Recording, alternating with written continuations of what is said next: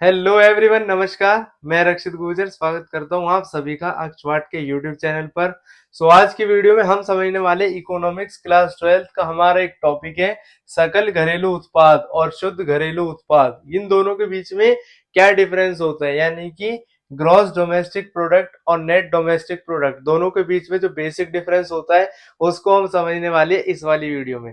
तो स्टार्ट करते वीडियो को। सबसे पहले हम समझेंगे कि ग्रॉस और नेट, यानी कि सकल और शुद्ध, इसमें क्या डिफरेंस होता है। ग्रॉस वर्सेस नेट, यानी कि इंग्लिश में ग्रॉस को बोलते हैं सकल और शुद्ध को बोलते हैं नेट। अब इन दोनों में जो बेसिक डिफरेंस है पहले उसको समझेंगे और उसके बाद में समझेंगे कि ग्रॉस डोमेस्टिक प्रोडक्ट और नेट डोमेस्टिक प्रोडक्ट दोनों का मतलब क्या होता है।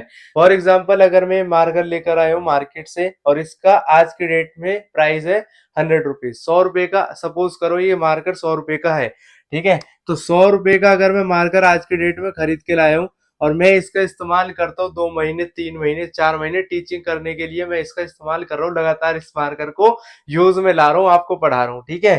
तो 100 रुपए का अगर ये मार्कर होगा तो उसके 2 महीने बाद में, 3 महीने बाद में अगर इस मार्कर को मैं अपने फ्रेंड को बोलता हूँ कि ये मार्कर है, इसको अगर आपको जरूरत हो तो आप खरीद सकते हो इसको।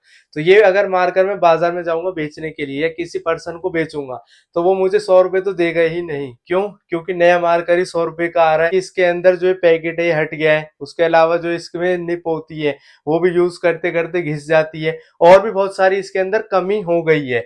तो वो इसकी वैल्यू लगाता है 80 रुपए की। मैं 80 रुपए में भाई इस मार्कर को खरीद सकता हूँ, क्योंकि ये तो तुमने भी 3-4 महीने यूज किया है। अभी पहले जैसा नया तो है नहीं, इसके अंदर बहुत सारे स्क्रैचेस है, इसकी निप भी पहले जैसी नहीं है, और अगर इसको यूज करे थे तो बार बार ये सूख जाता है। तो उसने 3-4 कमियां इसकी बताई, उसके बाद में इसका रेट लगाया 80 रुपए। तो अब मुझे ये बात आप बताओ कि अगर 100 रुपए का कोई मार्कर है और उसकी वैल्यू 2-3 महीने बाद 80 रुपए क्यों रह जाती है? क्योंकि उसके अंदर कुछ ना कुछ कमी आती है। उसको इस्तेमाल करने से उसके अंदर बहुत सारी कमियां होती है, ये टूट फूट से जो भी कमी आती है तो उसके बाद उसका जो रेट है वो कम हो जाता है। तो ये बेसिक डिफरेंस होता है ग्रॉस वैल्यू और नेट वैल्यू में। ग्रॉस वैल्यू के अंदर जो डेप्रिसिएशन है वो जुड़ा हुआ रहता है, यानी कि डेप्रिसिएशन का मतलब क्या होता है। डेप्रिसिएशन को हम इंग्लिश में हिंदी में बोलते हैं मूल्यह्रास। मूल्यह्रास जिसको हम बोलते हैं डेप्रिसिएशन। अब इसका मतलब क्या होता है?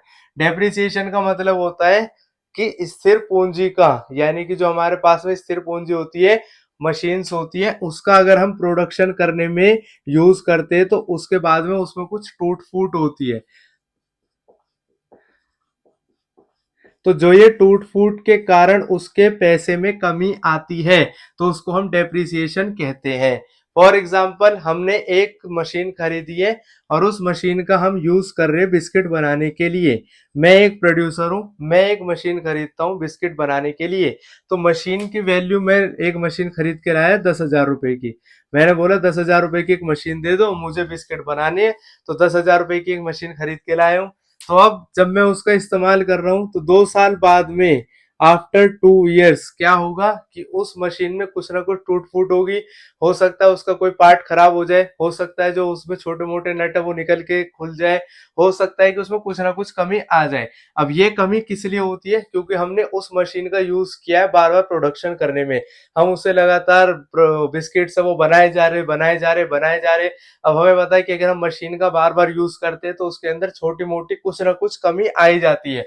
तो जो नॉर्मल सी टूट फूट होती है, जो उस मशीन के प्राइस को कम कर देती है, उसको हम डेप्रिसिएशन यानी कि मूल्यह्रास बोलते हैं। कि जो मशीन, अब जो मशीन में खरीद कर लाया था 2 साल पहले 10,000 की, आज उसकी वैल्यू रह जाएगी 6,000 रुपए। ऐसा क्यों होगा? इसमें डिफरेंस क्यों आया है?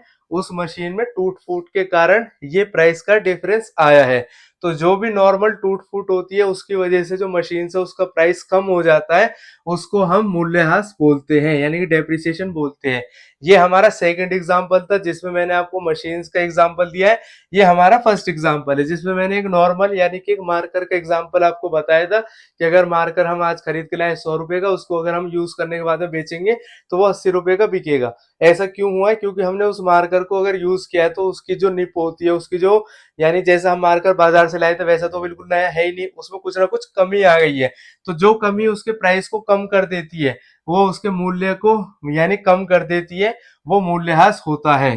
तो ग्रॉस वैल्यू के अंदर मूल्यह्रास जुड़ा रहता है और शुद्ध वैल्यू के अंदर यानी नेट वैल्यू में मूल्यह्रास माइनस कर दिया जाता है।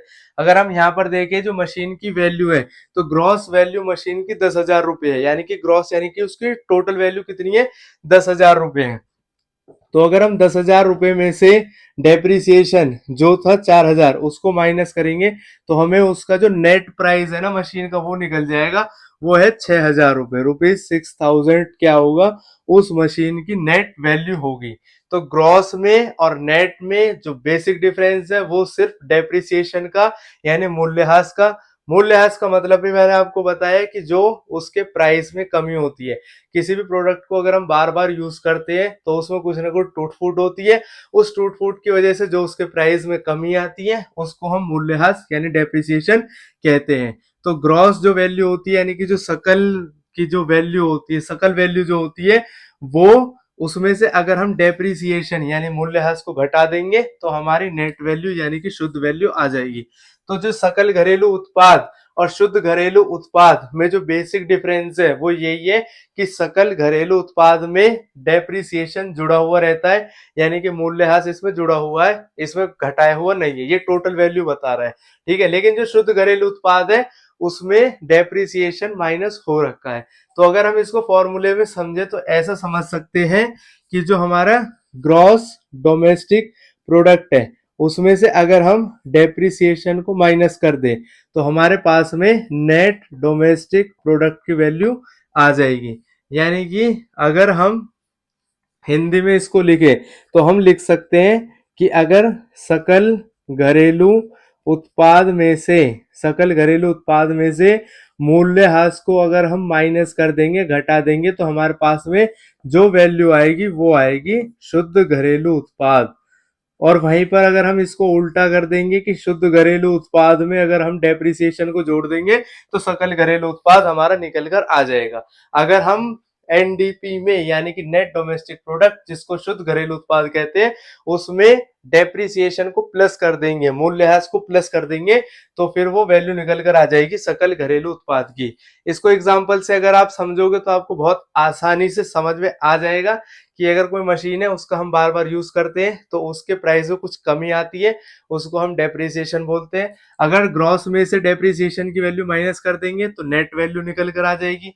अगर हम इसका उल्टा देखें यानी कि अगर हम एनडीपी में प्लस कर देंगे डेप्रिसिएशन को, एनडीपी में अगर हम प्लस करते हैं डेप्रिसिएशन को, तब हमारे पास में वैल्यू जो आती है वो जीडीपी की आ जाती है।